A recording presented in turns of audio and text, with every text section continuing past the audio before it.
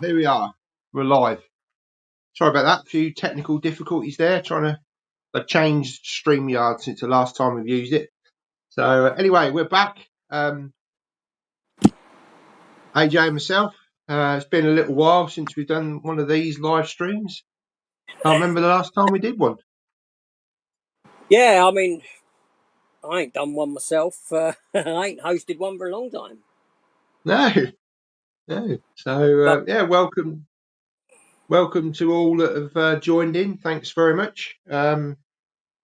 Yeah, welcome back on a hot summer's day. Everyone's Yeah, out. They're all certainly. watching. They're all out down the coast enjoying the weather. Yes, We're out yeah, the park, don't so blame there me. we go. Yeah, And we're don't the blame sad me. sack, we're the sad sack sat indoors on social media while life passes us by outside. Yeah, There we go. yeah, absolutely. Yeah, but yeah, no, thanks for joining us. And as the thumbnail says, why are movies flopping? I think we're seeing this quite a lot of late. Certainly in the last few years. So yeah, I thought we'd sort of jump on here and have a chat about it. Hmm. So yeah, I mean, we've got some different subjects to sort of focus on. The first one is really about sort of a tainted title. So when movies are given sort of titles, sometimes maybe they're not sort of the most obvious title that you could think of. Now, one example I could sort of think of is the film John Carter, I was going to the say that. Disney. Stole my Exactly. thunder. Yeah. John Carter of Mars. Yes. Obviously, that was just that. I mean, a lot of people, including myself, wouldn't have a clue who that was at the time. No, I think it's a very generic title, isn't it? John Carter. I mean, it was Edgar Rice Burroughs, wasn't it? Tarzan Mm, writer who created John Carter and the world of John Carter, and Deja Thoris, who's the sort of princess character in those yeah. stories. Um, yeah, what the hell's John Carter? Who the hell's John Carter? That's I wouldn't expect, because it's not a massive established IP as such. Do you know what I mean? Yeah. Tarzan is a recognisable brand. It's a recognisable name. I'm using that as a being it's the same author. But John Carter, to be honest, I wouldn't have known who John Carter was. I wasn't aware of the John Carter books or anything, or the history of the character. Um, Mm. so to me, I mean, I knew what the film was because I keep up, but general audiences, John Carter, who the hell's that? Do you know what I mean? Yeah. Yeah. Yeah. But And yeah, apparently, go on, yeah, go go on. on. No, I I was was going to going to say say, apparently yeah. I was going to say they were going to use the full title, John Carter of Mars, Yeah. but Mars movies kept flopping. Red Right. Planet, Red Planet flopped. Mission to Mars flopped. Ghosts of Mars from John Carpenter flopped, and Yeah. it kind of put the worry into them. Oh, we don't want to use the name Mars because all these Yeah. other Mars movies have proved unsuccessful. Yeah. However, if they had have used Mars, it may have worked because apparently, this film obviously flopped, but it did go on to sort of get sort of a good little following in the future. I'm sure it did. So I mean, so if they'd have at least by saying Mars, it gives the indication. Okay, so this is a science fiction film. yeah, The audiences know what they're going into. Whereas, like you say, John Carter, well, that could be anything, couldn't it? It could be a hitman for all we know, like John Wick. Although you could say that, couldn't you? John Wick. I mean, that's quite generic, isn't it? I mean, but again, I guess the trailer the trailer would sell the film. Also, Keanu Reeves is quite an established star, isn't he? Yes, You know, yeah, a very true. recognisable name. Um, I know he wasn't as big. I mean, he was. He's always been. He's always been big. Keanu Reeves. He's always been a known talent, so to speak. I don't know if talent's Mm. the right word there, because his acting isn't the best. But what I mean is, you He's know a what bit I mean. wooden, isn't he? He's been around for some time. He's done Yeah, done well established films like the Bill and Ted movies, Speed. Matrix. Yeah, Matrix was the obvious one. Yeah, that didn't even pop in my mind. But you know what I'm saying. So you had that sort of gravitas, so to speak, that star Yeah, power on top of the character. Whereas John Carter of Mars didn't have that going for it. It's pretty an unknown cast yeah. in a. Taylor Kittish. I don't know of him, to be honest. Yeah, he was the Um, main star of it. yeah, wasn't he in Battleship afterwards as well and things like that? I'm not sure. Was that Possibly. Yeah. Taylor Keach? I don't know. I know Yeah. Mark Strong is in it, Oh, but right. Yeah. Right. I think he's a bad guy in it or something. I mean, I've never sat through John Carter. I've never sat all the No, way I through. haven't. I've never I actually start. watched it. I started watching it and I thought, okay, yeah, this ain't very good. I switched it off. It didn't grip me. No. But other No. films, I think some other. I mean, I'm trying to think of some other films with titles that have. Okay, so film. I mean, this is an obvious one for me, right? And it's the movie. I don't know if it's flopped or what its production budget was, how much it's taken. I've not looked into it, and that's that Yeah. new Jack Quaid film, um, Novocaine. Okay. Haven't I seen it yet. But Yeah, I ain't got a clue what. I mean, I had no clue going into it what Novocaine was. no. No, Novocaine's a drug that that you use to numb you Right. when you're going for procedures and things like this. I didn't know that. I didn't know that. Um, so I was like, well, what the hell's Novocaine? That means nothing to me. That means, you know, um, and I imagine that's the same with a lot of people for that movie.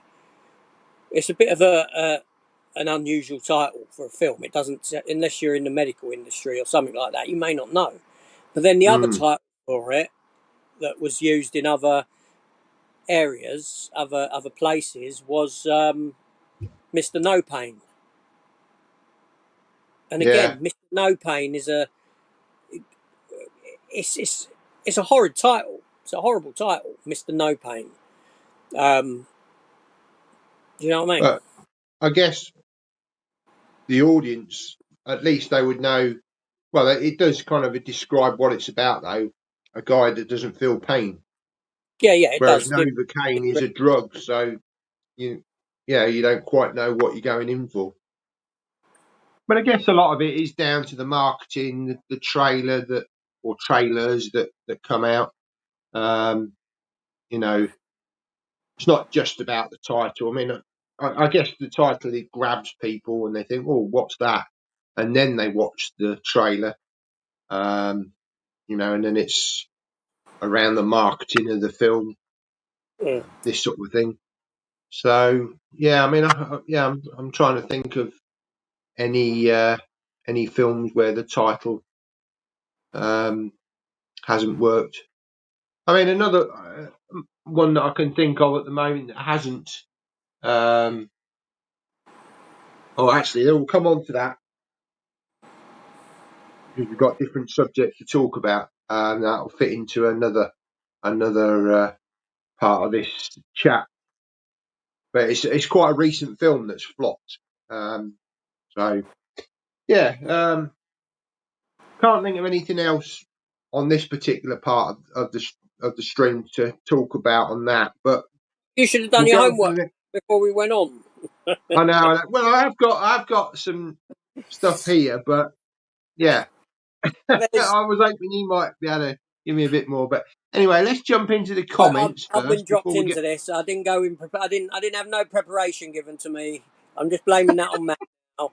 I got here and he said, "All right, I know we're talking about movies flopping," and then he's gone. We've got 6 subjects, and he Yeah, opened me. I just bring the goods. yeah. We just wing it. We just wing it as we always do. Oh dear. Right. I mean, Anyway, let's get on to some of these and comments. So we got I will say though, with titles, you know, you do get changes of titles as well. yes. Oh yeah. From region to region because of how thick we are in not for films that necessarily flopped, but it goes to show the extent to which studios think about things to a degree. For argument's Yeah. sake, Bigfoot and Harry and the Hendersons, Yeah. 1987, John Lithgow. In America, it's called Harry and the Hendersons. Over here, it had to be called Bigfoot and the Hendersons because we're stupid and we wouldn't know what Harry was. And the same goes alternatively. It's um, over here we had, oh, that was a film that done very well and spawned a umpteen sequels. They changed the name from um, Harry Potter and the Philosopher's Stone to, in America, Harry Potter and the Sorcerer's Stone because the Americans Okay. are apparently too thick to know what a philosopher is. You know, that's the Mm. logic that goes with these name changes. So there's 2 Yeah. examples there from either side Yeah. because we're too thick to know that Harry's a Bigfoot, so it has to be spelled out for us, and the Americans are too thick to know that what a philosopher is. You know what I mean? It's this, yeah. Yeah. Yeah. Huh. What another one that's just popped into my head was The Edge of Tomorrow, and Uh, that was marketed as Live, Die, Repeat, wasn't it? yeah. That's a yeah. Edge of Tomorrow's a better title. Not that it tells me what it is, Yeah. but it's you know, But yeah. I think that actually came about on the physical media releases because on the front cover, in really big writing, it said Live, Die, Repeat. And That's then right. Edge of Tomorrow was actually quite a small font. So a lot of people were kind of thinking, oh, what's this? You know, oh, Live, Die, Repeat. But actually, it's, yeah, The Edge of Tomorrow that came out at the cinemas. So, yeah, that's another example I can think of. But anyway, yeah, we've got some comments. Obviously, 80s horror fan. Morning. Thanks for joining. All things filmed. 6 minutes late. Disgusting. Oh, yeah, well, You're all right, we're Lee. fashionably late. Let us know in the comments any titles that are poor. You know that you know. What I mean, Yeah, absolutely. Yeah, I mean, I can't think off the top of my head stuff, but um, so we've got Indie Phantom. Good day, folks. All right.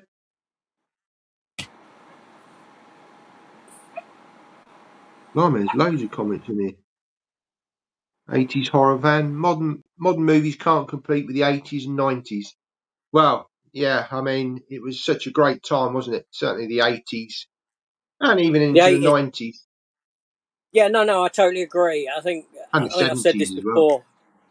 The eighties, more so the eighties, was where everything seemed to gel together. You Mm, know, you yeah, had special effects coming into their own. You had some, you had the start of a lot of classic scores, composers coming into their own, younger John Williams. directors, Yeah, fresher ideas, and all this, and it all combined to give eighties going into the nineties, late seventies, eighties going into the nineties, and then it all started to go wrong at some point. yeah, Then I think that some point where it started to go wrong was the advent of CGI. To be honest, because you know yeah, CGI was you had your great CGI. Obviously, Jurassic Park gave you it. Terminator 2, The Abyss started with. Do you know what I mean? All this stuff started growing. Then you had your cheaper films, you know, like Lawnmower Man and um, some of the effects in film like Species are abysmal. and then you've got to a point now where, you got to a point where CG and practical kind of worked in tandem with one another. You had yeah, films that were practically shot, practically filmed, and you had CGI there to prop it up. It was used, and there's a lot of cases where you don't even know that stuff is CGI. And then the minute mm, you've got complete CGI, and I'm looking at films like a lot of what Marvel does now, although they're probably the higher end, but there's still some poor stuff in there. But things like, Godzilla versus Kong,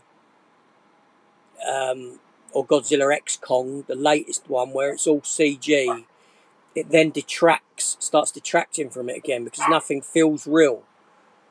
mm, But the CG, like in Jurassic Park, the CG dinosaur works better in a real shot environment than in a complete. yeah, Whereas Godzilla, absolutely. the backgrounds are fake as well, and do you know what I mean? You start losing.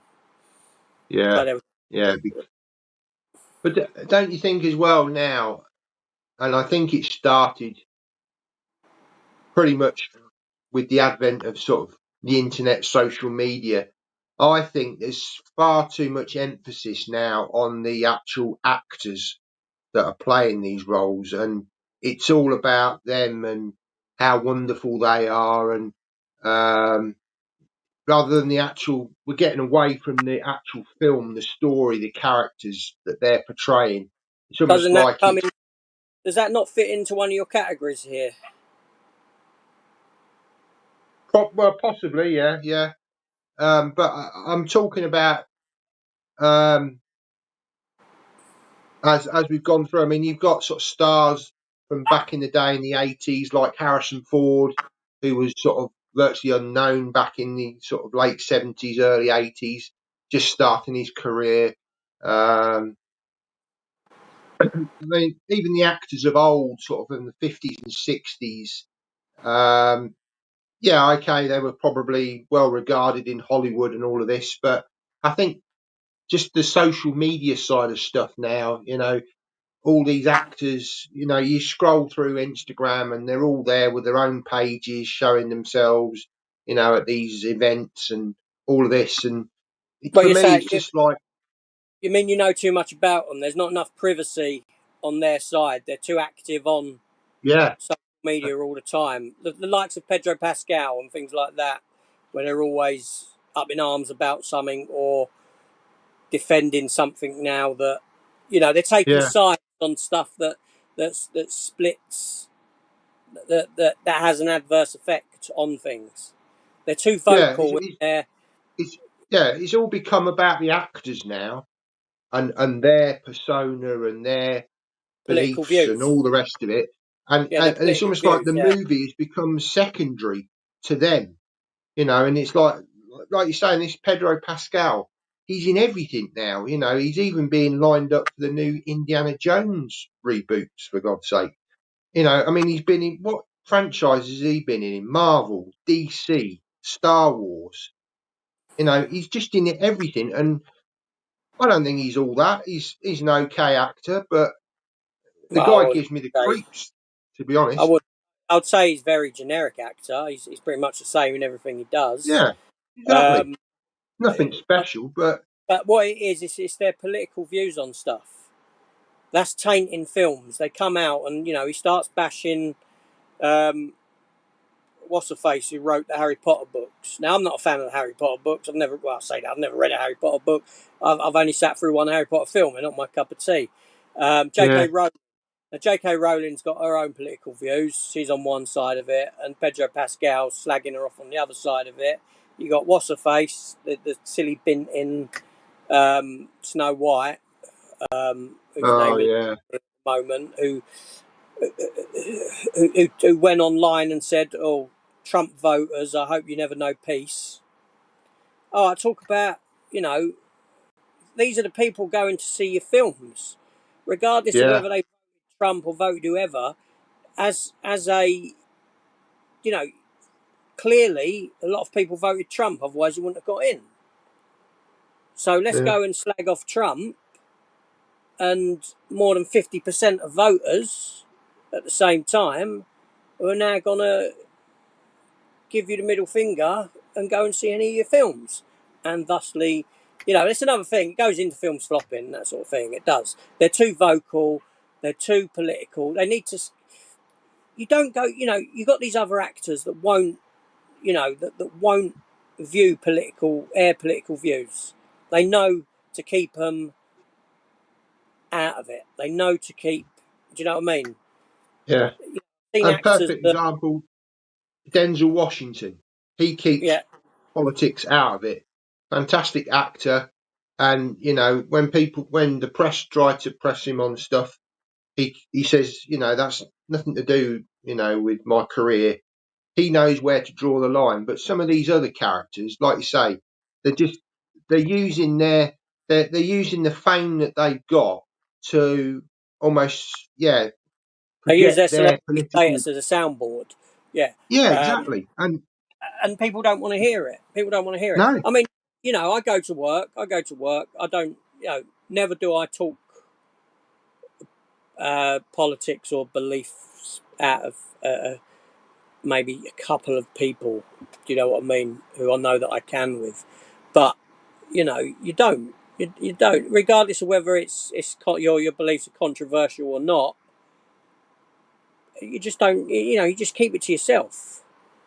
yeah, But these people are so big; they're followed by so many people. I mean, if I was to air my beliefs or my views, then I might upset a couple of people. I mean, I couldn't care less what people vote, what they. I don't care. I really don't care, right? I don't get one of them people who get upset because you believe this and I believe that. Don't bother me. That's life. But mm, these people are followed by their fans and things like this. You know, yeah, Rachel Zegler, that's her name. You know, Clearly 50% of the people that liked her or more when she said, "Oh, Trump fans go never know peace," she's upset her own followers. yeah. Then she said, "I don't need your And she's business." also damaged the film that obviously Disney wanted to be a success, Snow White. I mean that animated film was an absolute classic for decades. Revered by people as one of the ultimate classic films. Well, it's the very And first there's ever that, animated feature, wasn't it? yeah. But now it's come I believe. along and they've done a live action version of it, and her coming out with all of that stuff is just, well, it's just added to ruining the film. I mean, I don't know. I haven't watched the film, so I can't comment on what the actual film is like. Um, but this is what I'm saying: is I think these actors, they're damaging the movies that they're in, because it's almost become, they're becoming larger than life, and it's all about them, and they're, like you say, they're given this platform. Social media gives them a platform to view whatever their political views are, But then and all the rest of it. Hollywood, yeah, but then Hollywood itself will shut down people that don't these actors that don't fall in with their side of things or the beliefs that they want to promote. So case in point is the Pedro Pascal stuff and what Pedro Pascal has said. All this, nothing's done to him because it sides with what Hollywood wants. But then Gina Carano,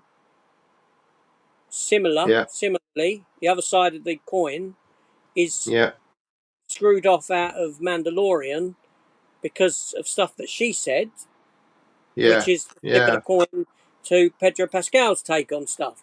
Um, but yeah, again, just stay stunned. Don't flipping get involved in it. But there we go.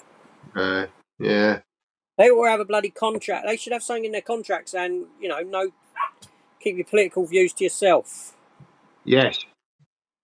That's the way to do it. But no, they think because they're revered and followed by people, they think that they've got the possibility of changing things, changing Yeah. people, changing people's mindsets to their Yeah. their belief. I've seen it, That's right. yeah. It's almost like they become larger than life, and they think because they're famous and they everyone thinks they're wonderful and all of that.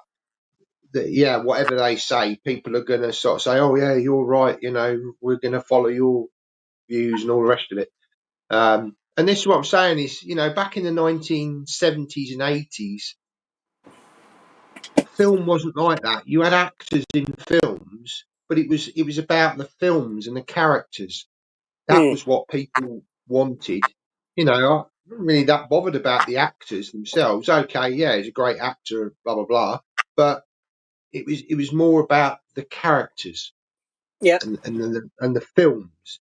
Whereas now, to me, it's more emphasis, far more on the actual actors, and oh well, this guy's like the Pedro Pascal. He's just in everything, and I don't want to see him in everything because, like I say, he's just an okay actor. He's nothing amazing. Now, if you say Denzel Washington's going to be in the next, I don't know, the next Equalizer film, I'm going to think, yeah, I'm up for that. Pretty good actor, and it's probably going to be a decent film. Um, and I think this is contributing to why people are, not going to see a lot of these films because the emphasis is far too much on the actors. Yeah. Yeah. Anyway, let's get on to more comments. Don't think the title is that important. It's more to do with the marketing around the movie, The Matrix. Yeah, I mean, absolutely. The marketing certainly, plays an important role in promoting the film. I mean, I do Um, think the title example or the title is far and few between. I think where the title plays a part in the failure of a film, but it does exist. But it's not a huge. Do you know what I mean? It's not a huge no, thing. There ain't just too one of many the examples factors of that, it. yeah, Um, it's a you know, factor that can the hinder it. percentage of films that fail because of a title. John Carter is an example of it because, but it's not a huge. Do you know what I mean? It's not a high percentage reasoning, if that makes Yeah, sense. mm, You know what I'm saying? It's few and far between yeah, that happens. yeah. There are some modern movies I would say are good, but it's 80-20 split. 80% the rubbish for the masses, the odd gem comes out. Yeah, yeah, I'd have to agree with that. I'd say that we get the odd film now and again that you come away from it and you think, yeah, that I really enjoyed that film. But a lot of it, and again, we hear this term quite a lot, and you used it yourself. It's okay. It was just okay. It was watchable but forgettable, and this is what we're getting a lot of now. I think, yeah, the ratio is lower. I think a lot of films now do go under the radar. A lot of films don't get made. You Yeah, know, since the advent of like especially the superhero genre, which you got to think the superhero genre started in the late 90s with Blade, and really came into its own in the late 2000s with the MCU coming about, and then the influx of that stuff with DC as well. You got to this point where there's no room. There's no room for all these other movies. These other movies don't get promoted, don't get marketed, don't get released. Um, a lot of sort of mid-tier action movies that we used to get. That's very few and far between now. Didn't stop being made. mm, I'm thinking films like Plane and stuff like that as examples. There just weren't room for them anymore. Because of all this. Well, I mean, yeah, I don't know. I don't know, but and yeah, certainly fresh ideas, fresh new films. You know, obviously recently we had, as an example, Mickey 17. yeah, Now I didn't get through Mickey 17. I didn't like it at all. I thought it no, was crap. Thought what I was watching was crap, but it's unfortunate. My opinion aside, I do feel that it's unfortunate that a film like that goes on and flops. because it's an original idea. It's not an IP. It's not, a franchise movie. It's not a reboot. It's not a remake. It's a fresh Yeah. idea. And then inevitably, what that causes is studios to look and think, oh, no, that film is too much of a risk to make. So let's look at, oh, no, look, everyone knows the title of that. We've done that before. Running Mm. Man. Well, let's make Running Man. See what I mean? Yeah. It's fresh ideas. People ain't going to see fresh ideas. They're not going to give us fresh ideas. Yeah.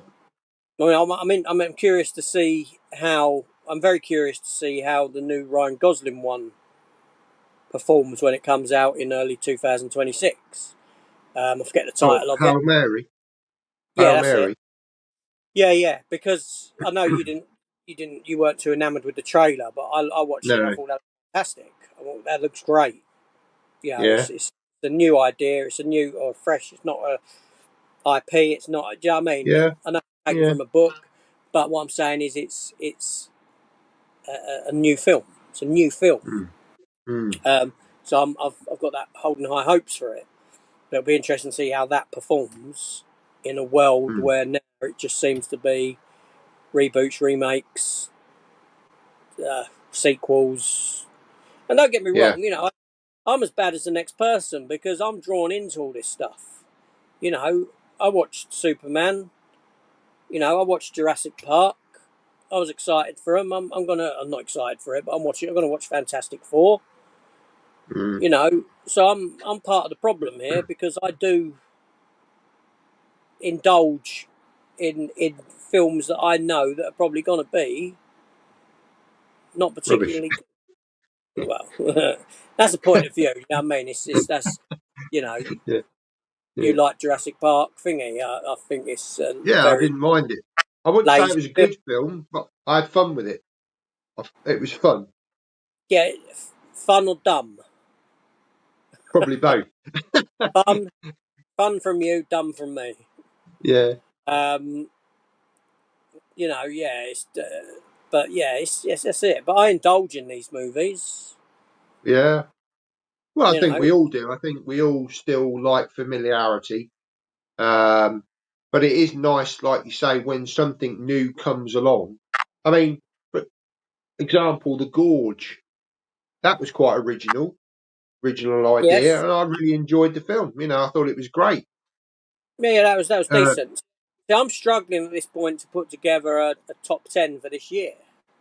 mm, We're 7 months into the year, and I'm like, what's what films have really done anything for me other than I thoroughly enjoyed Novocaine. I'd say that will go in my yeah, top 10. Um, you know, because not that it was overly original in a sense, because it was I could look at Thingy and say it's like Crank. It's similar to Crank. You know, mm, a lot of people are talking about the originality of Sinners, and I watched Sinners and I was bored. And I just thought, well, this is a beat for beat remake, essentially, of From Dusk Till Dawn. This is From yeah, Dusk Till Dawn.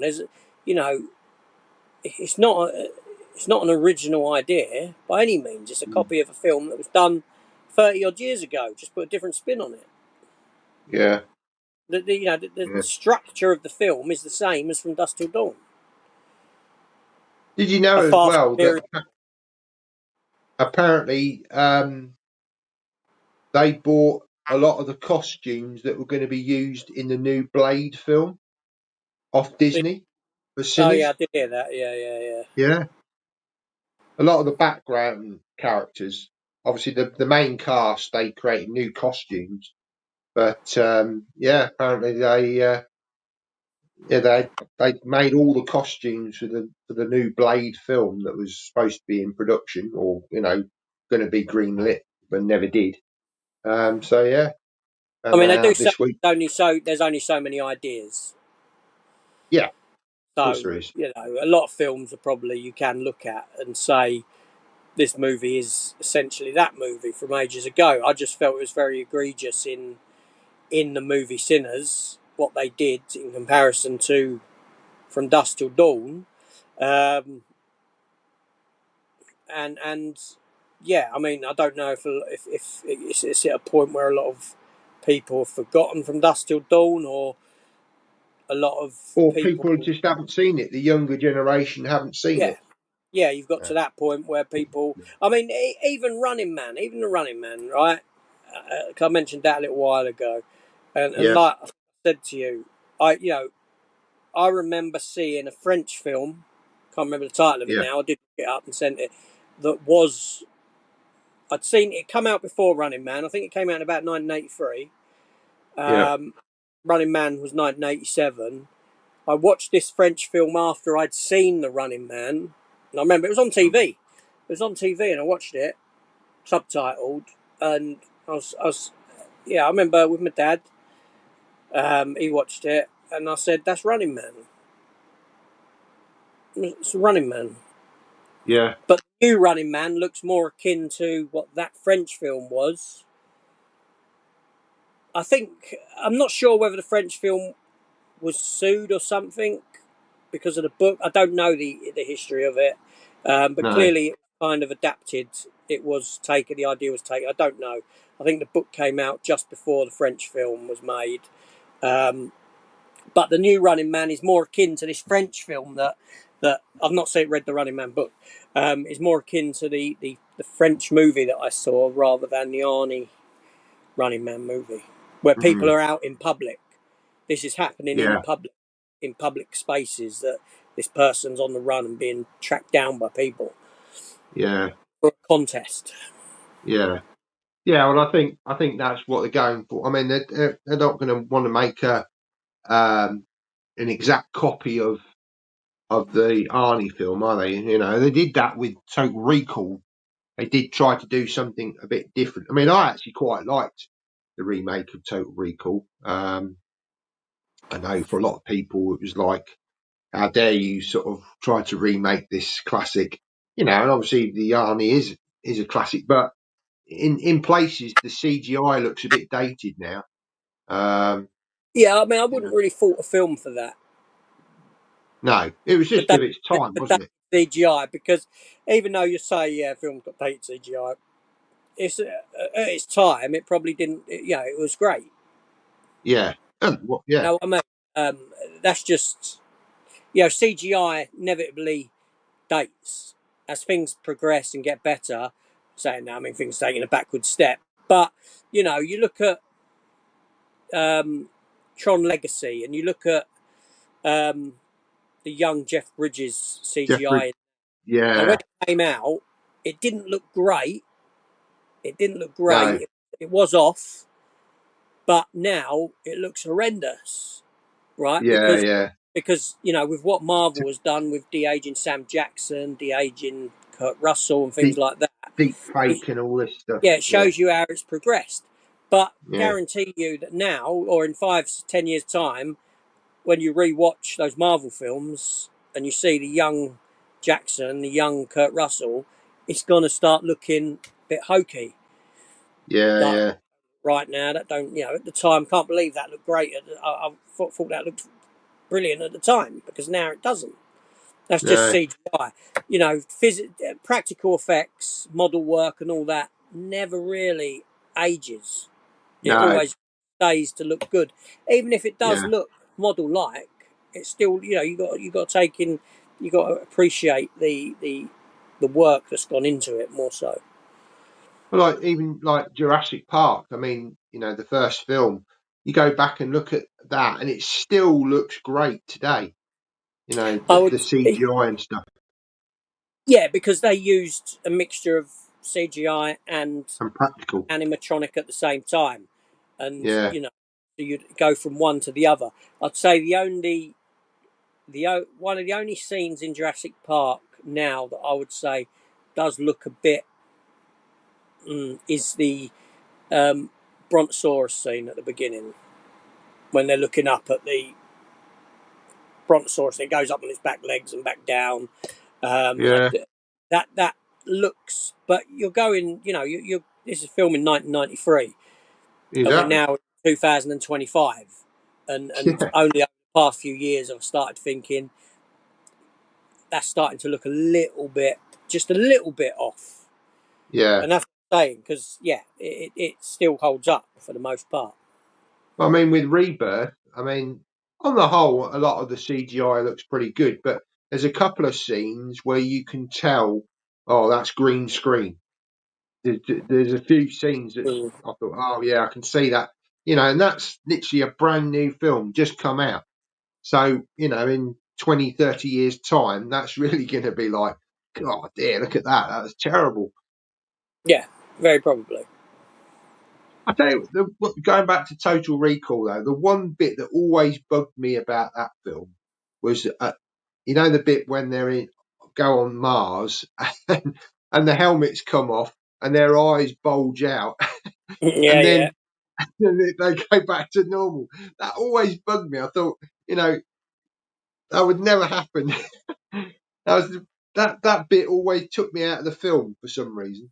But apart from the rest of it, I loved it. But there you're But looking at, yeah, I mean, effects wise, you're looking at practical effects there, aren't you? You're looking at a yeah, model. It's yeah, like the bit you are, yeah, where the thing goes over Arnie's face. They use a model of yeah, Arnie's face, and when Arnie's pulling that thing out of his nose, yeah, big red thing, it's like you know what I mean? And it does look good. It does. It's still, you can tell it's model, but yeah. you know you got to give it its props for it. Well, it's like the Terminator, isn't it? That scene where he's in front of the mirror and he's like trying to gouge out, take his eye out, sort of thing. And you can tell, like, they go from Arnie being there to next. You can tell it's a model, But again, we just accepted that. I mean, modern or young people now probably look at that and think, "Oh, that looks terrible," Whereas for us, because we grew up with it, we can accept it as it was. Yeah, but I suppose they could. I mean, I didn't grow up with. Obviously, we didn't grow up with things like King Kong. I'm No, talking about the original King Kong, where it's all stop yeah, yeah, motion. the black and white one, yeah, But then, I still watch it, and I'm still enamored by the effects. yeah, And I yeah, think they're great. The stop motion effects that we used in things like that. I don't, you know. But then I've got that's the problem. People, you need to be able to take a step back and say to yourself, this film was made then. This film was made here at this point in yeah, time. It's unfair on me to compare it to a film made now, mm, but look at what they did back then. Look at what they did, mm, and that's why I'm I do watch films, and like Spawn and things like Spawn. Right, I watch Spawn and I think these effects are awful. Some of these effects are really bad, right? But at the time they yeah, weren't great because they didn't have the budget to give you no, the kind of the top notch CGI that was available then. Okay, Lost in Space. Yeah, right. Stephen Hopkins' Lost in Space movie with Matt LeBlanc. Um, yeah, Now that's got some hideous CGI in it, like a little space monkey thing in it, and what happens to Doctor Smith at the end, right? Dodgy CGI because it was all went out to different houses, different CGI houses to do different works on it. But then yeah, the shot with the spaceship when they take it through the world that's breaking up, and it's like dipping into the water. There's like water flowing off this thing, and it comes up over, and then it sort of turns on its side, dips in the water and back, um, and the big robot. They're great. There's some really good stuff in there as well as really bad stuff. It's a movie yeah, of and at the time when it came out, the space monkey thing looked awful. Doctor Smith looked awful, but there was other stuff in it that I could say that looks damn good because you've mm, used some of these points. You've used practical effects. You've used model effects, things like that, and it gives you two tone kind of. Do you know what I mean? It's yeah. yeah. Anyway, we're Anyway, getting away from yeah, your we're going off topic. We could do we a whole are. discussion about CGI in films, couldn't we? Maybe we should do that because it is quite Mate, interesting. But um, Okay, so yeah, movies used made for the masses. Yeah, they're made for the masses. Yeah, absolutely. Yeah, it's IPs a lot of the time now with a lot of this stuff. Yeah, they're made for you know you got to think the newer yeah Superman, the new Superman film isn't made for me and you. It's not No. made for us anymore. You know, it's made for. This just sound really bad. It sounds no, it doesn't sound bad, right? It's made for children, Yeah. right? Made for younger audience. Yeah. Seen on some of the chats that we've got, I've got on Facebook chats. Young Luke over at young Luke with his young brother, he loved Oh it. yeah. He thought the film was Yeah. great. Yeah. Best Yeah. film, 10 out of 10, sort of, or 8 out of 10. He gave it something like that, and I can't knock him for that because of his age and where he's at, Yeah.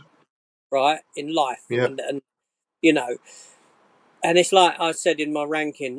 As a kid, I always preferred Superman 2 over Superman the movie, Mm. but as I got older, Superman the movie overtook Superman 1. Yeah. Yeah. Superman 2, sorry, Superman 1 became first. Because I appreciated more the setup, the time taken to set. Do you know what I mean? And it's that kind of thing.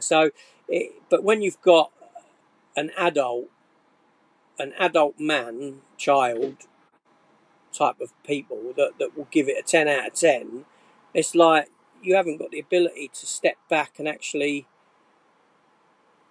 you know, logically look at this movie. Mm. You know, But they're going into it just, yeah. Did they enjoy the experience? You know, did it relate to them? And that's what a lot of it is, isn't it? It relates. As we're getting older, films of old relate to us, whereas the modern stuff is relating to younger people. The stuff in Superman, the original Superman, you can tell it was sort of shot in the 70s. The sort of costumes and all the rest of it, and it was of that time, whereas younger people now probably wouldn't necessarily relate to that like we could because we no, grew up but in that period of time. okay, but Man of Steel is 10 years ago, 12 years ago, Yeah, 2013. Still, yeah, now you've yeah, got a new Superman, right? And you compare them two films to one another, right? Man of Steel is a far better structured movie with more emotional depth, emotional weight than and yeah, than this new thing that I was really looking forward to, but because it is comic book on screen, it is. But then I think to myself, am I aged out of this film? yeah, Have I aged out of this type of filmmaking? yeah, It's made for the TikTok crowd. It's made for those that audience that honestly doesn't have that lives life consuming their media 15 seconds at a time. yeah, Just go, go, go, go, go, go, go. yeah. Oh, It's got but to be there straight away. No build up. No, yeah, yeah, I yeah. mean, yeah, yeah. It's And just a very different. I appreciate that the film has put you into a place of an existing Superman, an established Superman in a world that's established and all this. I get that, right? But then you take a look back, and I know I'm comparing TV to movie, and TV's got more scope to do what they want to do story wise with length. But you look at the recent TV iteration of Superman and Lois, Yeah, as dropping you into an established Superman at a point in life we've never seen him before, where he's got a family, he's married to Lois, he's got a couple of kids with her, and you take that as comparison to what they've done here, and you take Tyler Hoechlin's Superman. I'm not knocking David Corenswet because I liked him, but mm, you take how he's written compared to Tyler Hoechlin's Superman, and you do a comparison, and it's just night and day. yeah, And but honestly, I'd have rather this Superman hadn't been made. I've got 7 seasons of that yeah, rather than yeah. four. I do wonder whether, like, the Snyderverse was made for us, but as an older audience. So obviously we grew up with the original Superman and all the rest of it, and his Snyder's sort of reinterpretation of it was very much more modern. Krypton was we saw a lot more of Krypton and all the rest of it. Whereas I think younger audiences maybe didn't relate to it maybe quite as much as we would relate to it. It resonated well with us, and we thought, yeah, we like this. Obviously, Batman v Superman has got his issues. The recut was far better, but on the whole, I love those films, and I'm going into this Superman film with quite low expectations. I don't think it's going to be for me, but I can appreciate, like you just said, probably for a younger audience, people in their early 20s, maybe even in their 30s, are going to relate more to this than films of old. Um, and maybe this is where some of these films are flopping because they're um, trying to cater to an older audience, us in our 40s and 50s and 60s, but actually they're not working. So now Gunn has probably realised this and thought, no, we've got to aim it at the younger generation that are going to, embrace this different sort of style.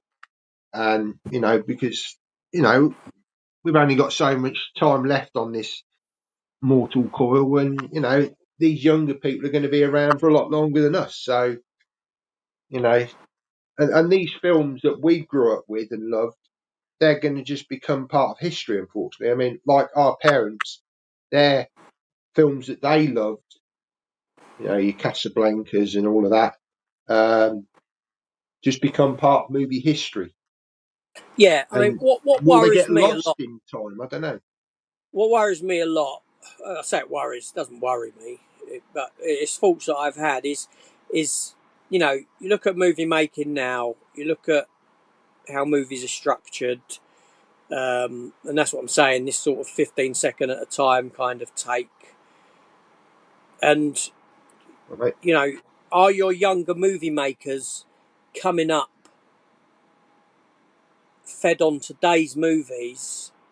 Then in 20, 30 years' time, going to give us movies that are even far worse than what are made today because they've grown up or grew up on today's movies, thinking today's movies are great.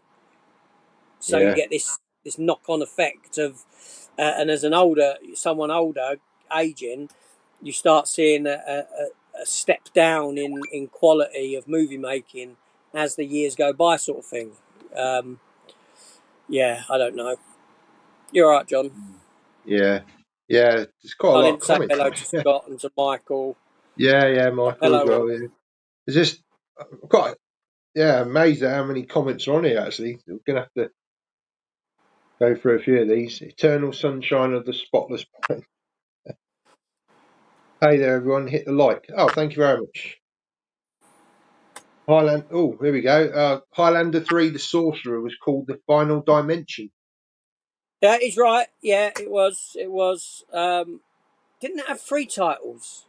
Hasn't that got you got the Final Dimension? You got the Sorcerer. You got what's my one?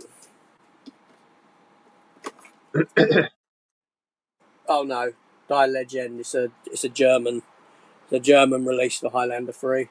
Um, I'm sure that may have had another title as well somewhere. Yeah, there can be only Russia. however many they want to make. Yeah, no, I'm Yeah. sure it had another Final Dimension, the Sorcerer. I don't know anyway. That wasn't the one that came out in Russia, was it? Or was that The Source that came out in Russia No, first? that was the Source. The Source, yeah. Did Yeah, that have a top. different name in Russia, or was it the same name? I don't know how it translates. I've still Ah, got the okay. Russian copy somewhere. It was called Topua. I mean, that's how Right. it reads on the Russian case, Topua. Yeah. It's a dual Okay. case, Topua, I think, something like that, or Topau. Right. Yeah, Cool. You're talking about my field of expertise. What's that? I'm not sure. Oh yeah, no, I know. It won't be there in the contract because of DEI. Okay, I'm not Very probably. going over the top of my head. That to be fair, there's a Talking guy about the who got into political the side White of House things. being a celebrity. Yeah, that's true. That is true. Well, Arnie got into governance He did. through being a celebrity. You know, I mean, if he was, Ronald Reagan. Yeah, but Ronald yeah, Reagan was a film celebrity and got into the White House. I'm sure. If well, and again, that heads of state. I watched Yeah, that the other night. John Cena got Yeah, into I mean the White that House is yeah, being tip. a A celebrity. movie star that becomes a president. Yeah, but it's not outside the. That's the thing. You know, it's not outside the realms of possibility because it has Yeah, happened. yeah, it It's just has. a Yeah, you're different right. era. And Arnie would probably have got bloody presidency if he He would have weren't done if it Austrian. had been born in America. I'm sure he would have been.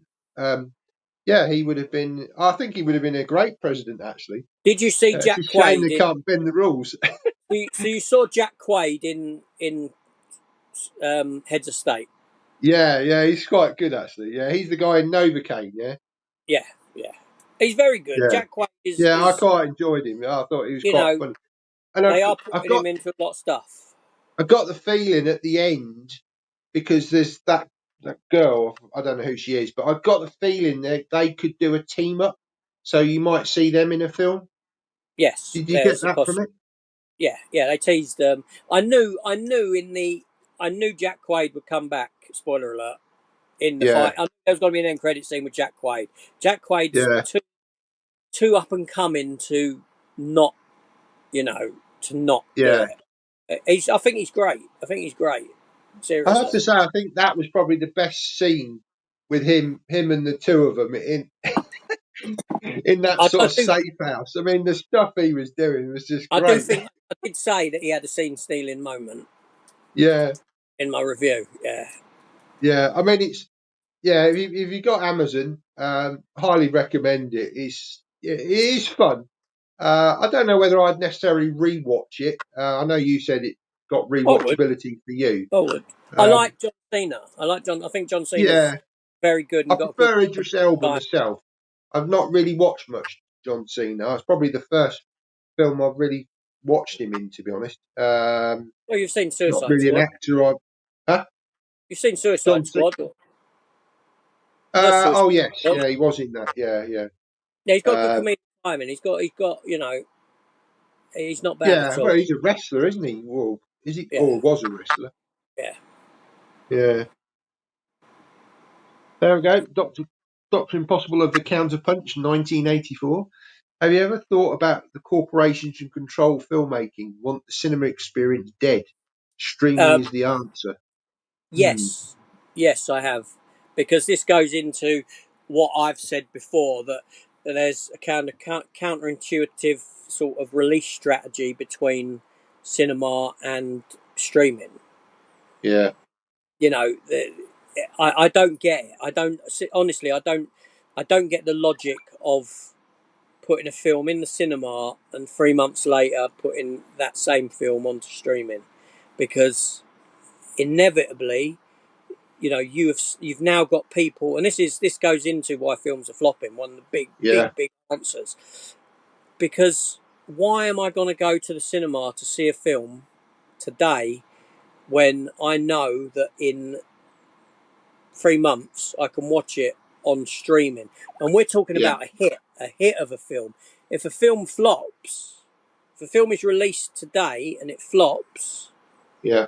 you can guarantee that within a few weeks, maybe 3 weeks, that they will then push that film to try and generate income onto a Hmm. pay-per-view service somewhere. I mean, over here in the UK, I don't think we get it as much, but in other territories and things like that, and then they hit the pirate market as a fantastic copy. Look at Ballerina. Ballerina's an example. That film came out not long ago. June. Four, Yeah, yeah, right. 4 weeks, 3 weeks. No, about 4 weeks ago, that film about came four out. weeks ago. Yeah, Hit cinemas, and already for a week, you can actually go and watch a proper copy of it because the film underperformed and they've rushed it out. So you have this counterintuitive release kind of thing where yeah, these companies are so, and this goes into that disposability of film. Our films now, I deem films disposable mm. because the release is so, and that's for me that's the biggest thing I would say is impacting box office, and also the cost of cinema. But it's like I said, how many families and people have got the money to go to see Jurassic Park, followed a week later by Superman, followed 2 weeks later by Fantastic Four? And I know this has been going on for years. You've had a crowded Mm. marketplace, right? But you've got to pick and choose. You've got to pick and choose what you're going to go and see. I mean, cinemas are doing these sort of subscription. I know Chris over at Cypher Sigma, he's got one of these sort of annual passes, so he can go to the cinema as many times as he likes for a monthly fee, um, which I think is probably good if you do want to visit the cinema quite a lot. But like you say, for the average family, you're probably talking if they go sort of peak time with all popcorn, hot dogs, and all the rest of it, drinks. You're probably talking sort of 70, 80 quid for a family of four, maybe if not more. Yeah, no, That's a lot absolutely. of money for one film. Now, with these cinema tickets that you talk about, these get a pass. Hmm. Now, uh, did those passes start coming about because of a decline in cinema goers? So they started to create the passes. I know they've been around for a while, but were they created on the back of a downturn in cinema going audiences to entice people back in? Because as we know, cinemas don't make a great deal of money on the actual film viewings. Their No. money's made on the concessions. Yeah. So if I give you a pass, if I sell you a pass for £25 a month for you to go and see as many films as you want, right? I'm hoping to make that money on the concessions. Yeah. I'm hoping that because you haven't paid for a ticket, you're going to put some money into the popcorn and the drink, the popcorn that's cheap as anything to make anyway, and the Mm. watered down Coke that we do, Yeah. or some overpriced pick and mix sweets. Exactly. Yeah, And that's the trouble is the prices of this stuff puts people off. So I mean, we went to the cinema a week ago and we watched How to Train Your Dragon, the live action one, which actually I really enjoyed. I went in with quite low expectations, but actually thoroughly enjoyed it. But we took a bag of popcorn for like a quid that you can get from Tesco's, whereas they want the same sort of size popcorn in the cinema is about 4 quid. And it kind yeah. of just you just think, well, I'm not going to buy that. If it was, I don't know, if it was a couple of quid, I might think, well, yeah, okay, I'll get that from the cinema. But because Well, they I overinflate it, it puts you off. So you just take I the know. other Well, stuff I in. used to go down to Lewisham. It ain't there anymore. There was a stall in Lewisham when I lived over that way that you could go and you could get in the centre. You get a bag about that round, that Yeah, big, for £3.50.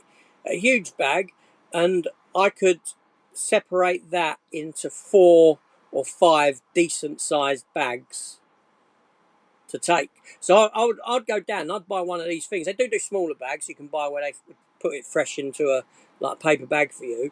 But I would buy yeah, one of these things, and they pack it in. They pack it in tight as well. I mean, this is right to the rim, where there's just a little bloody thing that they do up at the top. And yeah, I would buy that, and I'd go to the cinema with the missus. We'd take a bag each, and I'd still have a load at home that would last me maybe the next 3 days yeah, of TV watching in the evening and eating popcorn. yeah, yeah, Unfortunately, I don't yeah. do it anymore, but they're not there anymore. But and I'm not over that way. But I'd go and get the popcorn elsewhere. Yeah, absolutely. Mm. You go And I into think, yeah, go on. well, You go no, I was into going to ice say, and buy the yeah, big tubs. You can buy the tubs about that big of popcorn. yeah. and I just go buy them and then fill it into a bag and go in a go. And I would say that if the cinemas are doing these sort of, subscription tickets, why not entice, add, okay, well, if you buy this ticket, you can have a popcorn for £2 rather than £4. Yeah, a That would reduction on surely give percentage an reduction incentive. on. Yeah, Yeah, you and get a that would give the reduction on what incentive you for buy. more people to think, well, actually, it's quite a good deal going to the cinema if we do this, you know. I think. Um, Yeah, no, I totally agree. But I still think the biggest component is time, and that's what Doctor Impossible's saying there. And I think that comes down to the release strategy time. yeah. You know why? And if they extended it out like the old days where, you watch a film in the cinema and then a minimum of 12 months later, you might then get a VHS rental. And it was a minimum of probably 12 months. Sometimes it was a couple of years, in Yeah, the really early days of VHS. that's right. And I've said that before. You had you had three. Um, you turned a film release into three events, Yeah, right? Because you had your theatrical release, right? yeah. You build Months them, and months build them. later, a year later, you had, I remember being a younger person when I was younger, and I'd walk past um, the local video store, and all of a sudden, oh, look, they've got a poster for Die Hard 2 up. Die Hard 2's coming soon. They've got the poster for Predator 2 up. Predator 2's, having seen the film before, and excitement at that point, then you get excited again at that point. And then when Yeah, you're buying films, as a lot of people did back then, you get excited again when months and months later. I mean, I remember I'd always get excited because towards the end of the time, my VHS purchasing, I stopped buying release, W.H. Smith's Woolworths releases, those sort of, when they came to the home marketplace at the end of yeah, the journey. I stopped buying them because of the tape quality, and I started buying X rentals, yeah, right? So a film would come out, it would come out on rental. Yeah, I'd rent it again, I'd watch it, and then I would always be in like Blockbuster looking around the X rental section when they've started selling off some of them. Even though I yeah, know it's been watched loads of times, I know that the film stock itself is far thicker than the film stock you'd get on which became thinner and thinner towards the end of its life. When VHS was at the end of its life, its yeah, film stock became thinner and thinner, and I'd be looking for the X rentals because I know that I'd be getting a better quality of tape than what I would there, even though it's been yeah, watched X amount of times before. yeah. And again, it Yeah, it was was that made. excitement factor at that point of that release, of that purchase release again. But now you don't have it. Now you have a point of me going to the cinema to see Ballerina, and then 2 weeks later, I'm kicking myself that I've paid that money to go and see that film, and I could download it as a pirate, as a proper damn copy, because it's up on streaming somewhere, or on a Yeah, pay-per-view service somewhere because it's flopped at the cinema. And then yeah, you start thinking to yourself, well, why am I going there in the first place to see it? Where if I don't go and see it, I can download it in a few weeks if it don't do very well. yeah. And And I could use that. That you're creating that sort of a world, and you are. it's and then you know these films, the film industry's dying off because of that. Yeah. Well, especially with the cost of living and all the rest of it at the moment. People are having to make choices. Even in the streaming world of things, you've got so many different streaming platforms. People have to decide, well, am I going to subscribe to this one or that one?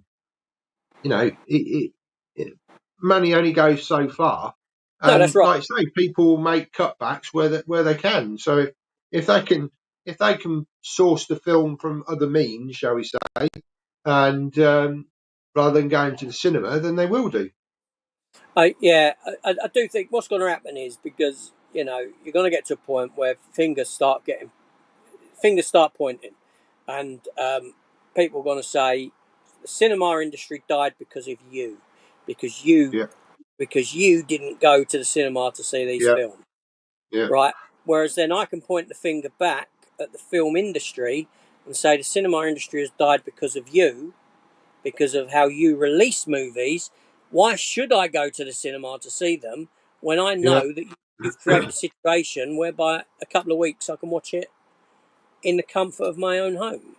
Mm, Not to mention the fact that a lot of, as cameras and phones have started improving in quality, the yeah. pirates that you actually get now, the proper cam pirates that they do, Yeah.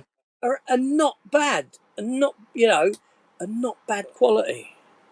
Yeah. Yeah. Certainly better than, back in the VHS days. You know what I mean? They're You know. not. They're not Yeah. as bad as what they used to be. So a lot of people are just, and you've got sites like Movies HD. You can just log on Mm, to and hit. Oh look, bloody hell, Superman's up there already. I can sit at home and yeah. watch Superman, the pirate of it. A cam called a pirate. That's not bad. Not half bad sound. Not half bad picture. Well, you can get these fire sticks as well, can't you? That jailbreaked, and you can. And it's not just films as well; it's sport. The football, all this sort of stuff. That again, I know they're trying to crack down on that side of things, but yeah, it's like I say, it's they're creating their own problem, aren't they? They've Hollywood created a problem of their creating own. their own.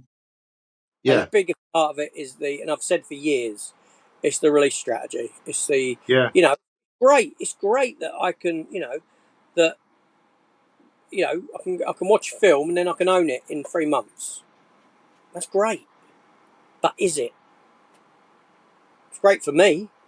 It's great yeah. for film collectors and physical media collectors. It's not great for the industry No. because But is it good?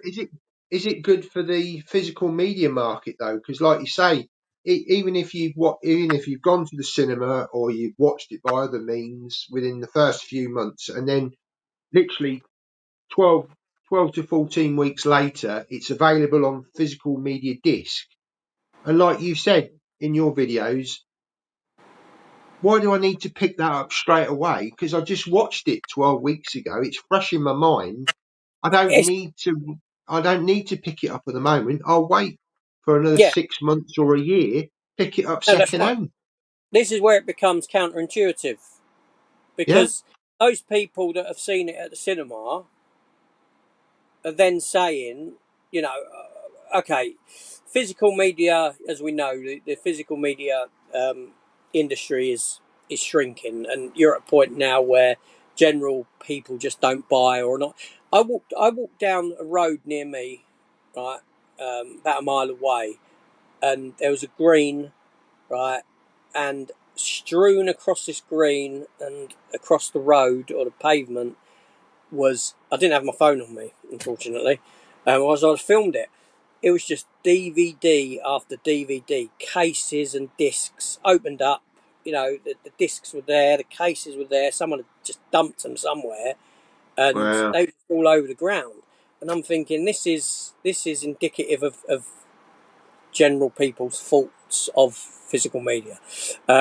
This is it. This encompasses the general population's fault. So I don't believe that general people are buying physical media now anyway, or no, the it's percentage for a has collective far now. decreased. Yeah. So, but what you're saying is correct. It's indicative. It's counterintuitive because anyone that is left buying generally is thinking, oh look, Jurassic Park 3's out for sale. I only watched it in the cinema 3 months ago. I don't need to pick that up yet. No, I'll pick it down the line. Right. Alternatively, and I've done this, right, is that a film's come out at release, release day, brand new. Within 2-3 days, I've seen it in CEX, £5 cheaper. yeah, So why am I going to go and buy the brand new one, right, when I can get it £5 cheaper in a CEX? yeah, Right? I mean, I don't know if that still happens now. I'm guessing it does, but because I don't go in CXs and look, but I'm guessing it does. Why? Why would I? why would I buy a film? I mean, I do buy films at release. You know that, right? And I know Mm. that you're at a point where you're waiting now because these prices do come down. You know, They and you are, know, yeah. Italy for steelbooks is great and things like that. Um, you do this waiting game, and I'm not there yet. I'm sure I will be at some point.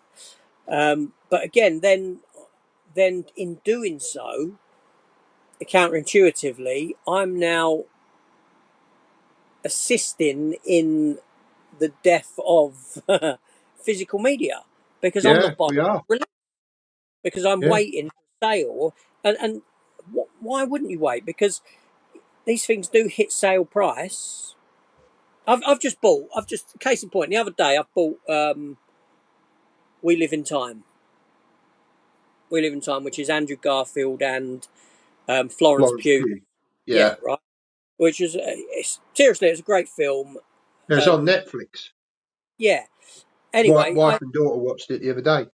I bought it the other day for £10 on Blu-ray on Yeah. Amazon Prime Day deal. It was an Amazon Prime Yeah. Day deal.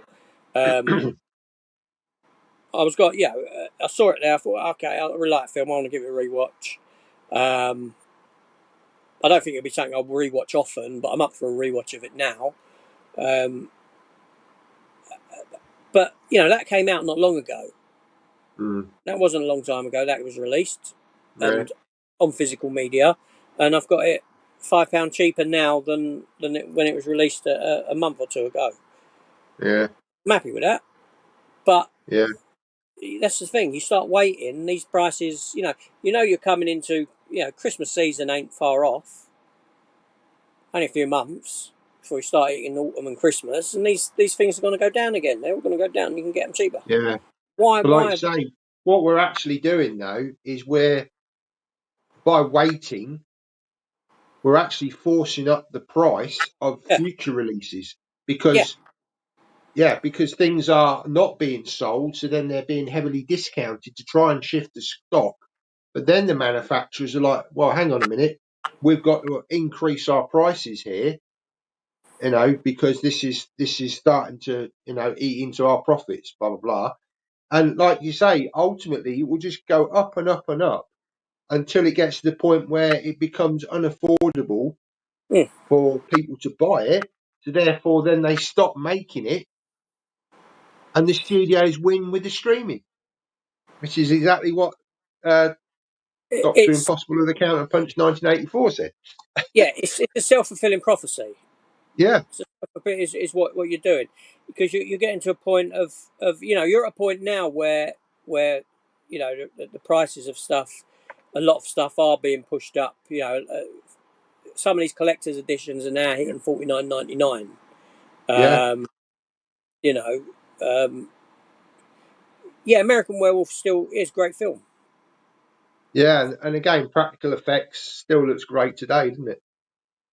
Yeah, it does. The transformation scene is second to none. I can think of transformation scenes that are done in CGI that are crap. So here's Yeah. a case in point, right? In America, and this was me talking to Stephen Luther the other night when I said I was talking to him about 1:30 in the morning. He's gone. He bought that film Until Dawn. I don't know if you know of I it. tried to watch that yesterday, Yeah. So I haven't seen the film, but switched it just a off. case in point, right? In America, he's bought the 4K edition, standard, not steelbook, Yeah. for $49.99. Wow. Right? And he said he really wanted Standard it. edition. Yeah, standard 4K edition. It's very hard Wow. to get hold of over there for some unknown reason. I said to him, that's crazy pricing. He said it is Yeah. ridiculous. For some reason, um, Until Dawn is a hard 4K to get hold of. None of the stores got any copies for it, blah, blah, blah. Um, and then he asked if we've got it over here.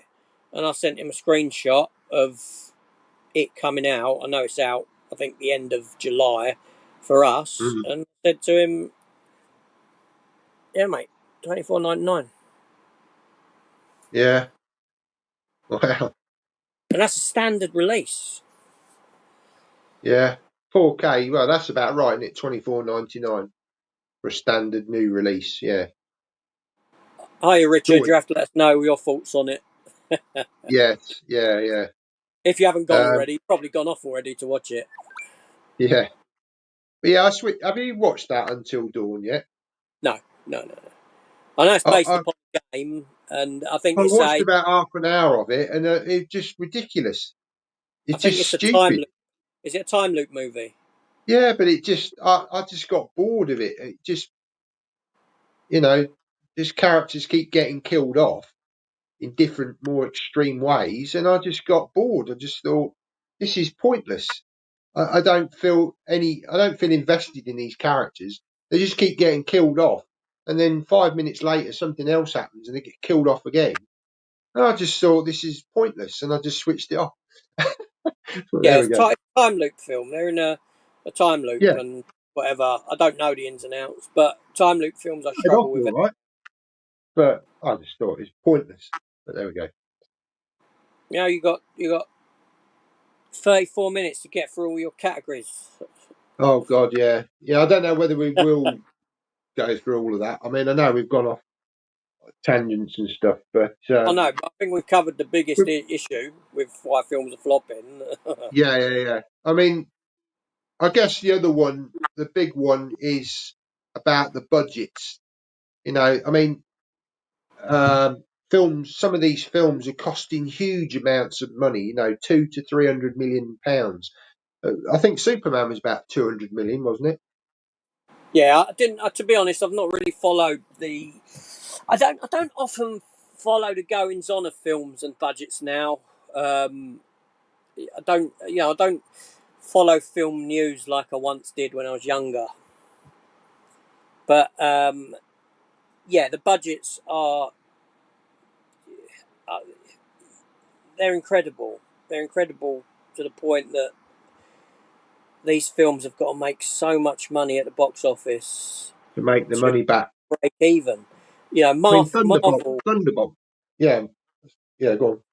Marvel was is is guilty now of this all the time with reshoots and re-edits and whatever else they have to do with a film, Yeah, and that each film's flopping. They need to start honing it in. They need, if they can, they need, even the Mission Impossibles are not outside of this. The Mission Impossibles are so huge in what they do I think the that now latest one has flopped as well, hasn't it?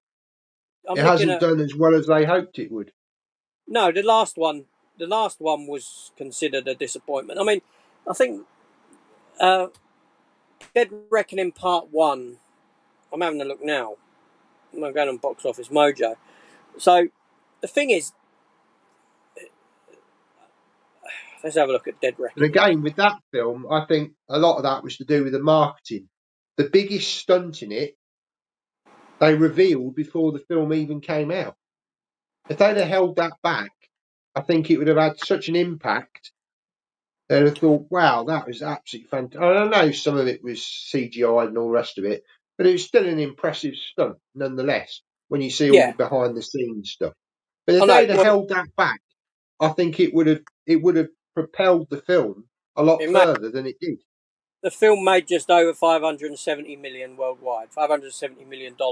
Now, for any film to make $570 million is great, Yeah, right? Unless you're now thinking that $1 billion is the goal, right? 570. Any that would have film, pierced. any yeah, but that underperformed and lost money, Yeah, making which five is hundred and seventy crazy. million dollars, right? Crazy, So, isn't it? and I think that Final Reckoning isn't much different. I may be wrong. No, Um, so that's 571 on that. Sort of Final Reckoning. Oh, can't my fat thumbs can't even get it in. Final Reckoning so far 579. So it's yeah, made just similar. a few $1 million more than that at the Yeah, and and I'm pretty sure that's probably not making too much in the way of box office now. So that's going to be another one that's underperformed for them, given its the budget that it would have had, which I'm sure is yeah, similar to Thingy. again, it's audiences. I think audiences have grown tired to a degree. You know, they're still doing good. They're still doing good numbers. They're still getting an audience going in, clearly, but Mm. not. I think by contrast, the one before those two made in the region of maybe close to 800 million. Yeah, That's quite a big drop off worldwide. Yeah, I think audiences are just have become bored of these franchise films. A lot of these franchise films now. yeah. But to give you an example on the flip side of that, the Invisible Man, the Invisible Man, the remake, it was really good actually. Really enjoyed that. Apparently, that only had a budget of $7 million, and it made 28 million on its opening weekend. So again, it makes you think. Well, actually, if a film has a smaller budget, it's more likely to be a success because it's going to make its money back and do more in its Yeah, opening weekend. I mean, I don't know generally, how much it's gone on to make, but I mean, generally horror films do. Horror films are cheap to produce, hmm, and um, if they hit right, go on to make mega amounts of money. Now, Invisible Man um, was promoted as a horror film. It's a horror yeah, version of of Invisible Man. So yeah, I'm not surprised. no. Oh, I'm just going through so many people commenting here. It's hard to keep up. Um, yeah, um, I've lost my train of thought. Let's go to some comments. Hang on, blimey.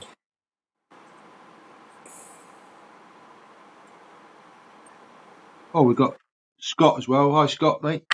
Hope you're doing well if you're still on. Uh, Lost the comments now. We all complain about the abundance of sequels, but I'm massively looking forward to Sizu 2 in a couple of months. Yeah, I mean, I haven't even seen the first one, so I can't comment, but I know you've watched that, haven't you? Sisu is a great film. Yeah, I'll Yeah. be up. I'll be up for Sisu too. I mean, don't get me wrong. I don't mind sequels. I don't mind sequels to films. You know, Mm. like I said, the world is a place now where it's sequels, remakes, reboots that sort of up at the front. I'm not, I don't moan about sequels in that sense. I like sequel, and Sisu was one of those films that just sort of came out of nowhere with a title. Going back to titles, it's a title. What the hell's that? What's Sisu? What is Sisu? That's one of those. Yeah, Films. And it it's seriously, Matt, you should watch Sisu. Yeah, it's a good film. yeah, It's geezer killing Nazis. You can't go wrong. yeah. What's not to like? Yeah, yeah. It was seriously, and so I'm up for Sisu too, of course. Yeah, and Yeah, Lee, I know Lee I like. bet his budget Yeah. probably wasn't that high either, so it probably did succeed. Probably Where did I did get my make money. Did I get my steelbook from Lee? I got a steelbook for it with the Yeah, nice slip. Was that Lee who got me that one? He's got me so many, I can't remember. cool. Then he asked me, he says, "When am I going to do my Superman ranking?" Uh, Hopefully next week because I'm off to see Superman on Monday. So yeah, I'll try and do something next week. Yeah, new Superman is made for youngsters. Yeah, exactly. Yeah, I do think it's made for a younger audience. Yeah, That's so what I'm going into it. In the 70s, adults were talking about how good Superman was. These days, the internet's full of adults talking about comic movies. I'm not saying the world got dumber; it just got different. Yeah, it has. It's changed. well, no, I mean I remember as a kid, not as a kid, even as a teen, you know, weekly visits to the comic shop because I've read comics since I don't know. I started off with Beano when I was really young, things like that. I grew up into the UK Transformers comics. Then I started going to the comic shops up in London, and comics were a big deal for me. You know, it was weekly was Comic Yeah. Book Visit, and you used to have a magazine called Wizard magazine that Oh was yeah, yeah, I remember. a news magazine for comics, Yeah. and each month, it'd be polybagged. You'd get like a trading card in there, and each issue it was great. And one of the favorite, I think, people's favorite things in there was they would cast movies. They would fan cast movies, so superhero films, right? And you had the likes of Fantastic Four being fan cast, Justice League, Avengers, all this sort of a thing. Um, and back then it was, you had Superman, yeah, you had Batman in the late 80s, you had the cheaper Marvel ones and that sort of thing that would come out, but it was a pipe dream to ever see, you know Spider-Man, a proper Spider-Man swinging. These films couldn't be made. you No. know you couldn't ever bring Avengers to the big screen and do it justice because of the sheer cost of what that movie would be at the time. Yeah. So you Yeah. had fan castings, and as a youngster, it was like, this is great. If only, and then you got to a point where it became possible. Mm. And you know, and you'd have had, back in those years back then, comics were big. There was a time in the 90s where comics were huge, where the latest Spider-Man by Todd McFarlane would have a print run well over 1 million sold and things. You don't get that now. It's in the thousands, hundreds of Yeah. thousands, not millions that sell of comic books. Right, but back then it was. Um, there was a time when Marvel, obviously, things tapered off and Marvel almost went into bankruptcy and things like that. So you've got all these people who have grown up on comics, who would have stopped reading comics but loved comics, who, like me, it would have been just a pipe dream to have films as big as they were. So it's no surprise that with Marvel and what they'd done, and Marvel were making good films in their early days, but it's no surprise that they took off the way they did, considering a lot of people grew up with a lot of love for these. People don't read comics now like they used to. Youngsters don't. They couldn't give a toss. But that's what happened, and so yeah, I can understand the love for them. Mm. No, it's not bad. It's not bad. I do it. No, I Of course, think we all do it. I think I went. we're I all went shopping. we've got I so went much shop. money to go around. I went shopping in Tesco's yesterday, right? And they had. Now I don't drink alcohol, right? That's a glass of water I was drinking there. And I don't drink alcohol. I don't buy alcohol, obviously, because I don't drink it. Um, so I do. I don't mind having a can of fizz a day. I don't drink a great deal of it. Generally, I try and stick to the low sugar ones, Max or Pepsi Cherry Max or something like that. But Yeah. I'm partial to a Dr Pepper. Right, I like Dr Pepper, and they had 24 packs of Dr Pepper in Tesco's for £7.50 for a 24 pack. So I bought two of Mm. them. They'll last me a couple of months. For Yeah. two 48 cans for 15 quid. Right? Of course, when I go cinema, I'm like, oh, I'll take a can of that with me. Yeah. Or, it, and like I said, my own popcorn. Of course. And you go in Poundland and you buy a bag of Skittles. Yeah. Do you know what I mean? Of course. Why would I, take in, I don't know how much that is for a can of Dr. Pepper. What, 47p? Mm. When you're a pint like that, like what I did, why would I Yeah. not take that in and go and pay £4 or whatever they charge for a Coke? Yeah. And I certainly couldn't give a toss about the. Okay, I've got some popcorn buckets. I bought the Jaws one online. It's probably a fake, but because it's Jaws, right? Yeah. But I think the last popcorn bucket I actually bought was one of the Guardians of the Galaxy ones, but that weren't from the cinema. The last popcorn bucket I actually bought from the cinema was probably War for the Planet of the Apes. Right? I don't go into buying them popcorn buckets and things like that. They don't, especially plastic drinking cups. Plastic drinking cups just get thrown into the back of the cupboard, never looked at again. Yeah. Um, the popcorn buckets that were round and metallic, they just make a good bedroom waste paper basket. Yeah. You know what I mean? Yeah, yeah. Yeah, so yeah, smuggling your own food, of course. Apparently, though, there's been a bit of a shift with these popcorn buckets. Certainly, the Superman ones. There's two or three different designs, different cinema chains. But now they're stipulating that you can only buy it if you buy a ticket to go and actually watch the film. I think what was happening was people were just going into the cinema, not going to see the film. They're just buying these up and then flogging them on eBay. I think they are trying to sort of cut I like some of that that's stuff good. out.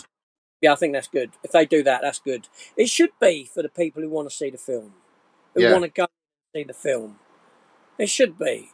Or I'm not even opposed to them selling them to people who've buying a ticket to see another film.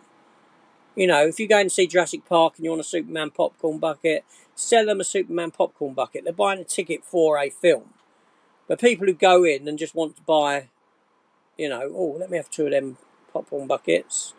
yeah, I'll No. flip them on eBay, Yeah, no, I think double the that's money. good. I think they should be there for, you know, for the people that want to see, that are paying to see a film at least. Yeah, and I would say that I think the likes of Zavi and HMV should adopt the policy of with these collector's editions and steelbooks that you are limited to one copy per person to stop this scalping stuff going on. And I know you can get round it by creating another email address, but if you're going to do that, you're probably, and people do it generally because if you get one copy and it's damaged, you've got another one, sort of thing that's hopefully not going to be damaged. And I can understand that because it's bloody annoying when you get something through the post and it's bloody damaged and it's gone out of stock and all this sort of a thing. But we've No, seen it in the yeah, I get that. I get that. Right, Lee does it. Who's in the yeah, chat? Lee and Lee will buy I can a understand it. couple of copies of something, right? And then I know that he then passes on. He'll then sell the if he does it because of the potential of damage, Yeah, right? So if neither are damaged, he then sells one on, usually at a loss to him, to be honest, usually at a bit yeah, of a loss, to people in the groups or yeah, whatever. I know that, I've seen it. I've bought from him when he yeah, sold a second of yeah. something. You know, But we've seen it on Facebook and all the rest of it. Stacks like this high. Of multiple copies of the oh yeah, same yeah, film. they've shown, yeah, And that's just blatantly somebody think, yeah, I can make double my money on this. yeah. And I think they should stop that. And it's The easily done scalping, by this one purchase yeah, per thing.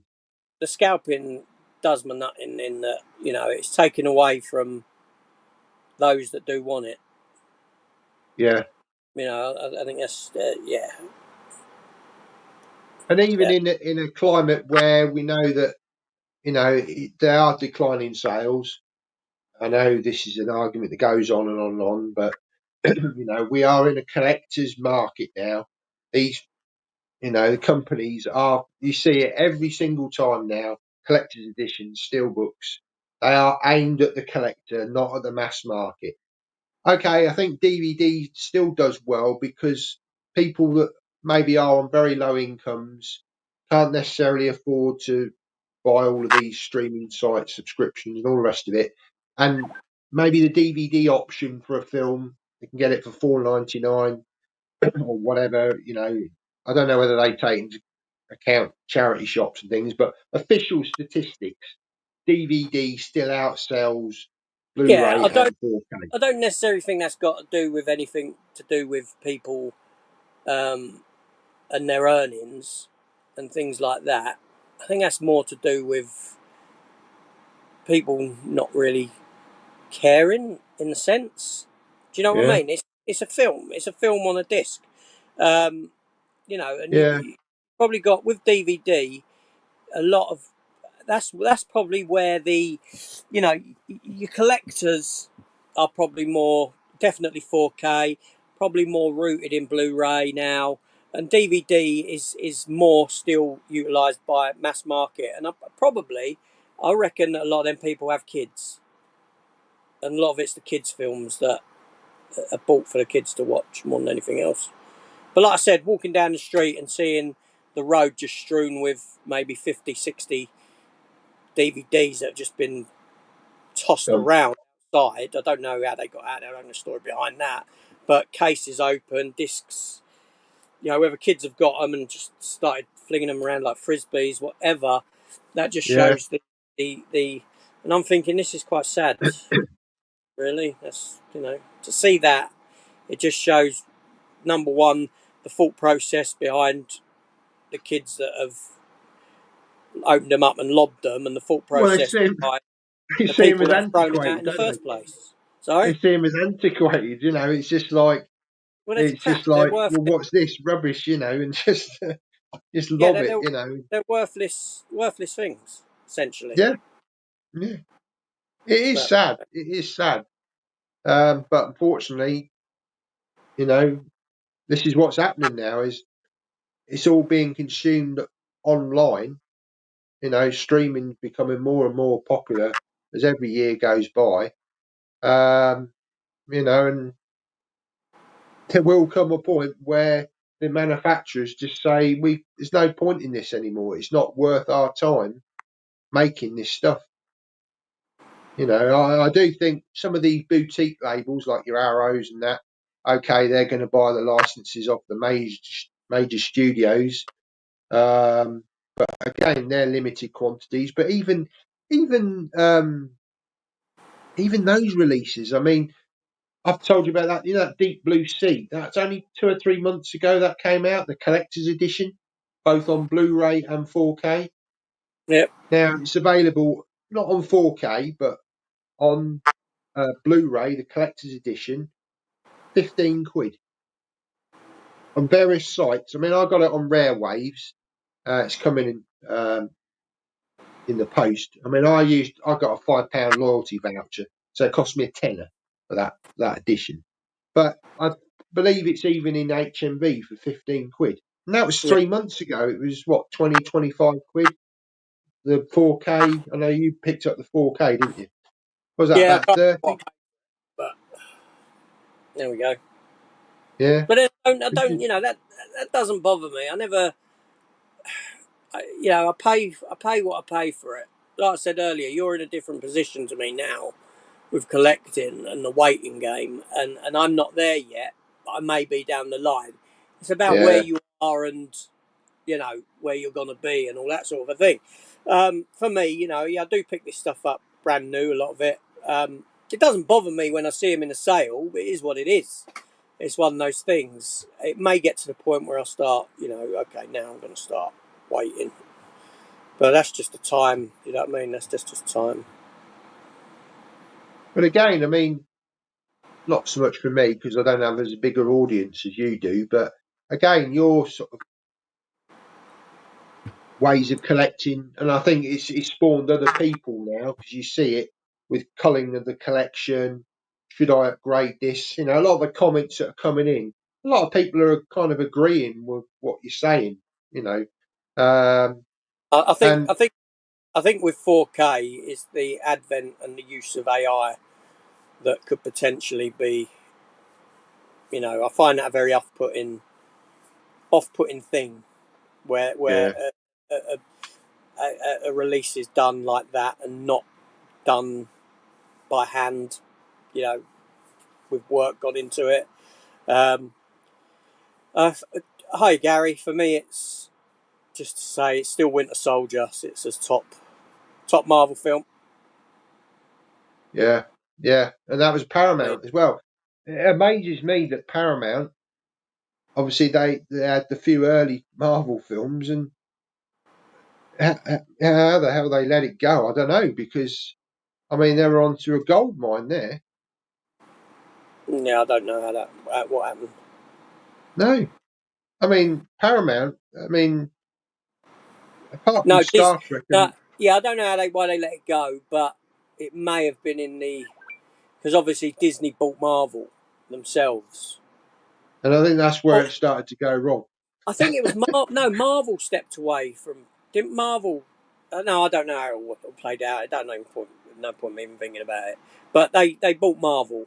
Disney bought Marvel Comics. Bought Marvel. Yeah, that's where I think it started to go wrong. I think I think some of the best stuff that came out was probably actually, or I suppose you could say Infinity War and Endgame was under Disney, so they were good. But That's where it went. Started going wrong after that. It yeah, was all fine up to that point. yeah, pretty much a decline after Endgame. I mean, I enjoyed Doctor Strange too, and there's the odd one now and again that I quite enjoyed, but it's been on a steady decline. Now, whether Fantastic Four is going to reinvigorate things, because again, I'm hearing that may actually be quite a good film, but I don't Mm. know. Well, not from Well, what I've Tom will seen. tell. Trailers looks crap.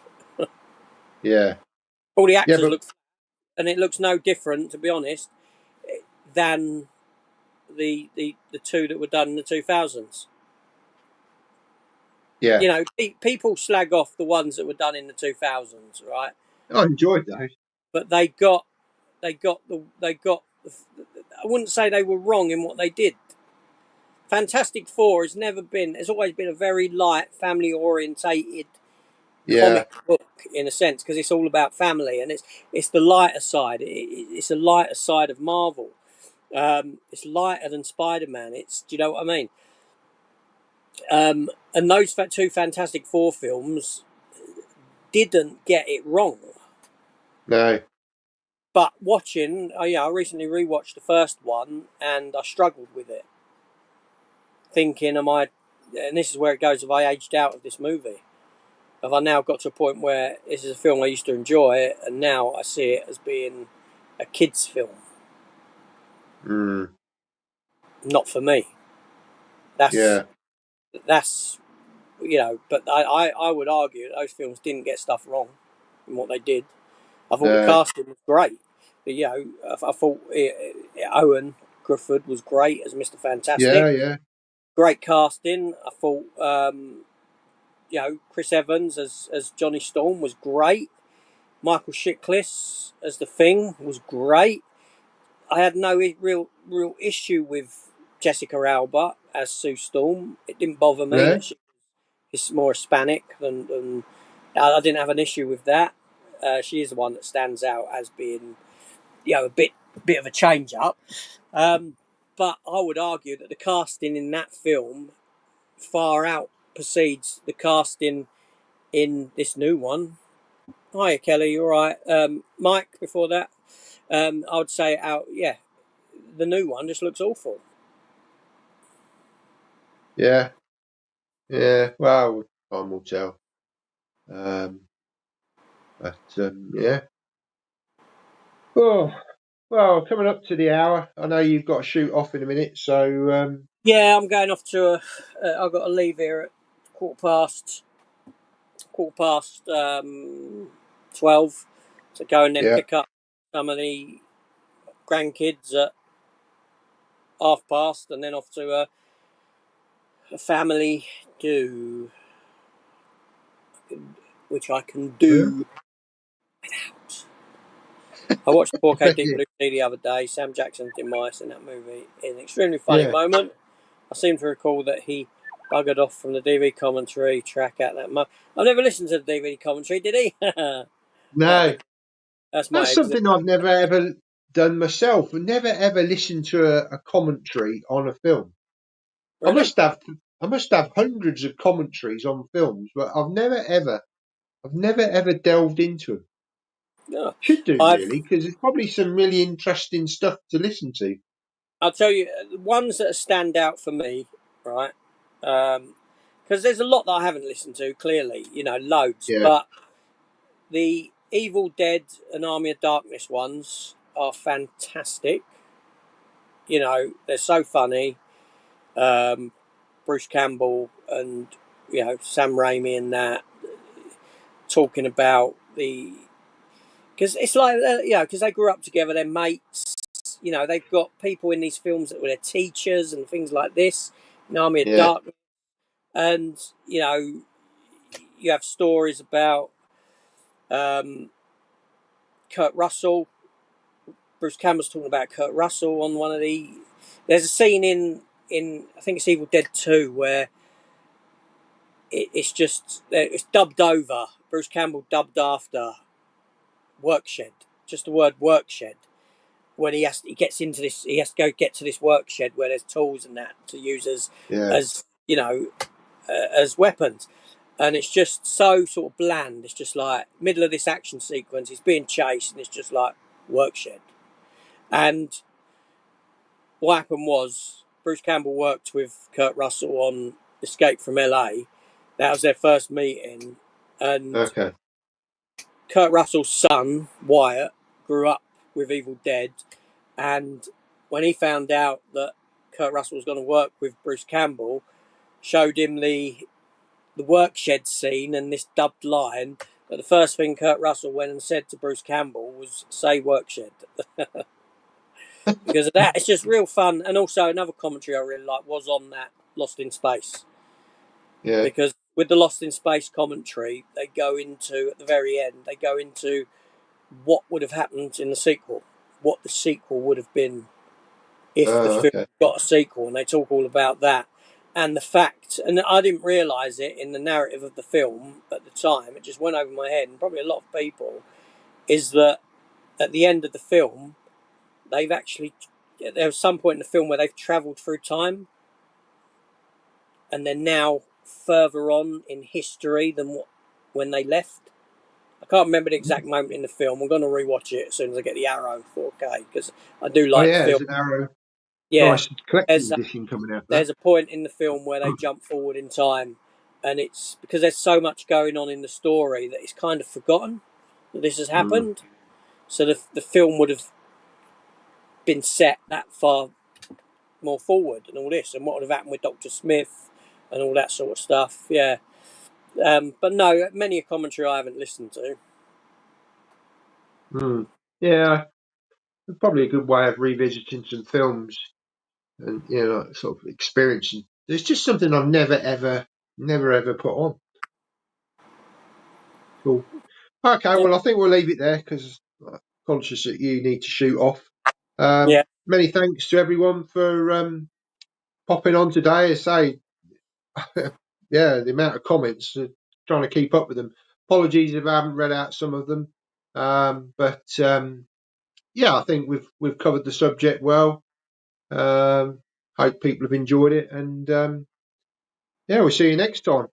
yeah, Guess we'll do it on your channel next time, yeah. In a few whenever. weeks, I know that next week I got the dog groom in the morning.